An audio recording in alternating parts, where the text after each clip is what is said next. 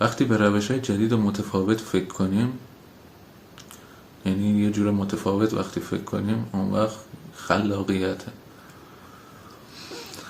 افراد خلاق میتونن از تجربیات و اطلاعاتی که دارند یه راه حل‌های نو و کاربردی به دست بیارن.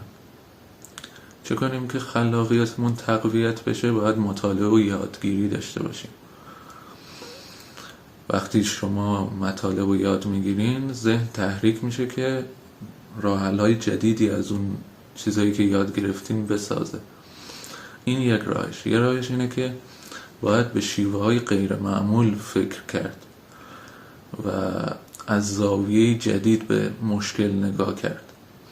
اینم یه راه.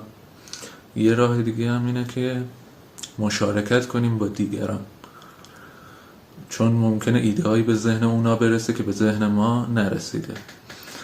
و اینکه زمان آزاد و استراحت هم داشته باشیم،